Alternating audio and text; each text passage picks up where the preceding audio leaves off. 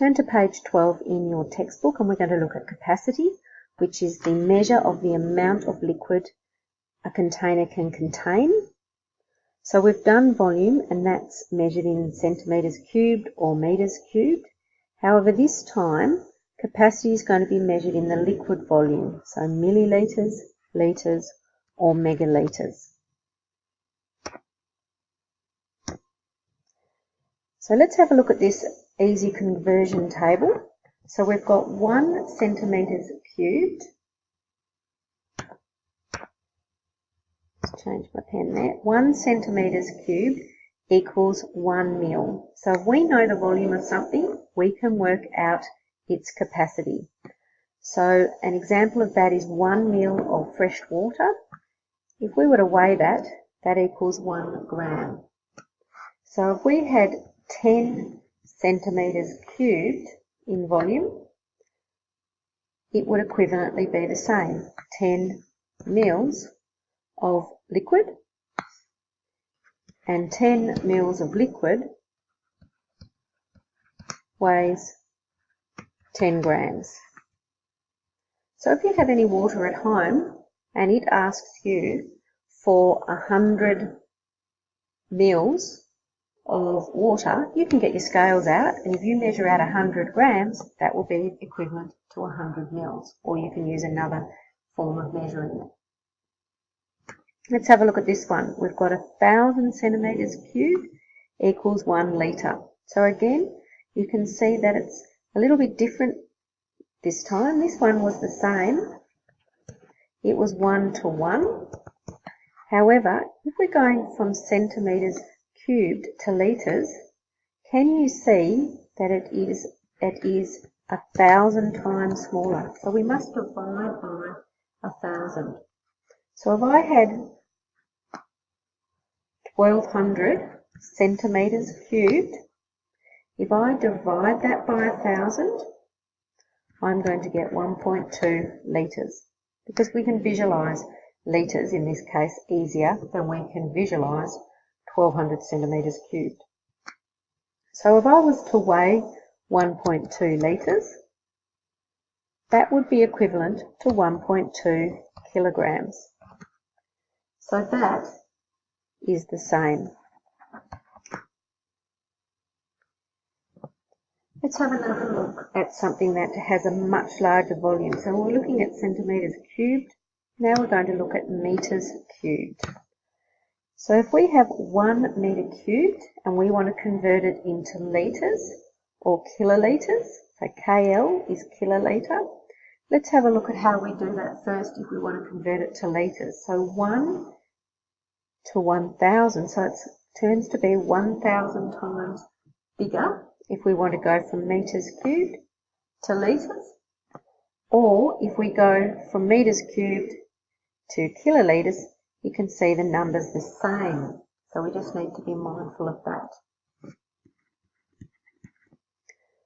So let's do the first one. Let's go 2 metres cubed and we want to convert that into litres.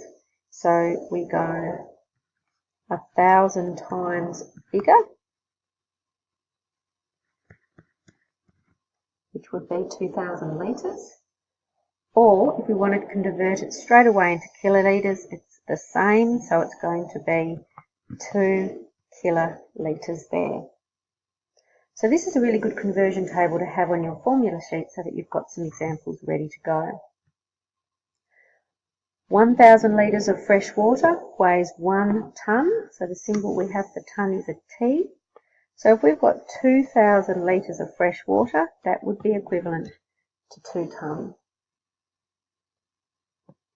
And our last example here is when we've got large, really large volumes. We've got 1,000 metres cubed equals 1 megalitre.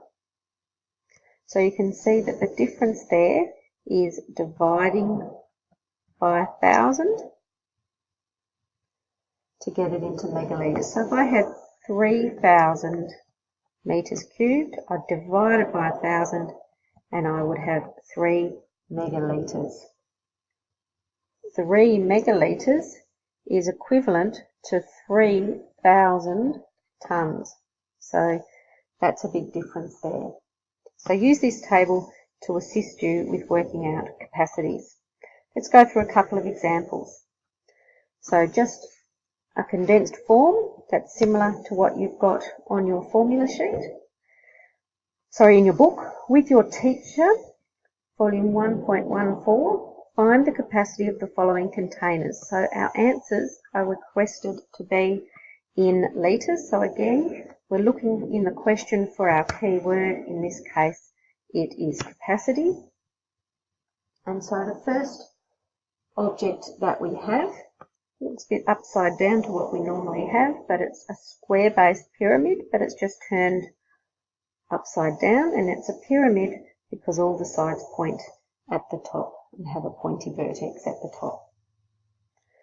So let's find the formula for a pyramid first. So volume equals a third of whatever the area is. In this case, it's a square times by our height.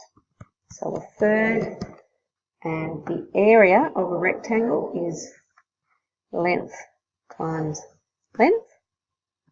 So 28 times 28. So that will be different. Just be careful, star it, depending on what your base is. Then we're multiplying it by the height. So that equals 50 centimetres.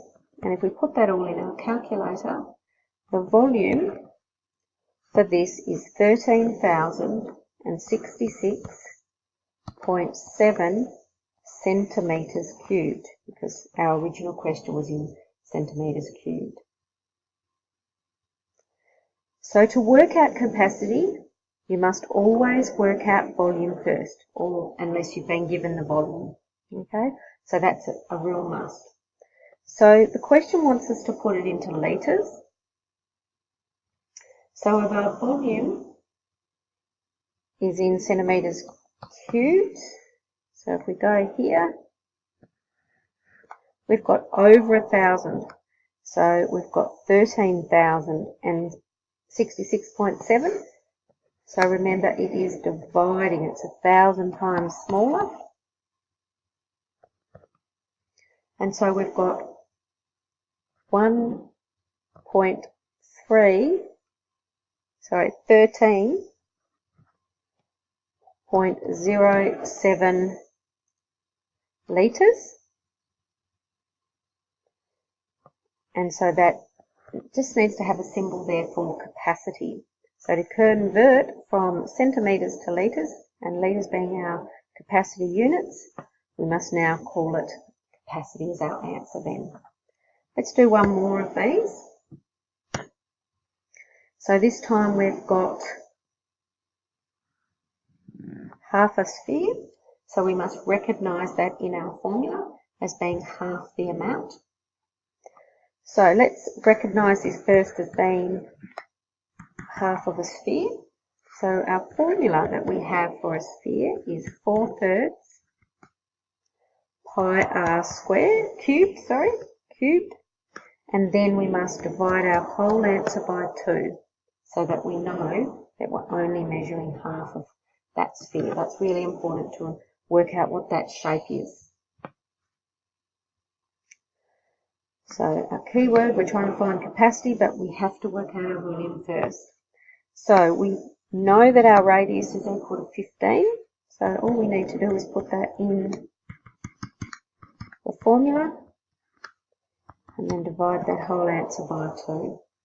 So the volume of this structure, this object, is 7,068.58 centimetres cubed. So it's over 1,000.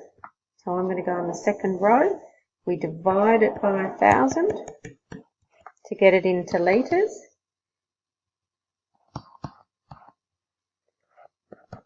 And so if we do that, 1, 2, 3, it's 7.07 litres is the capacity of this half a sphere, or this container.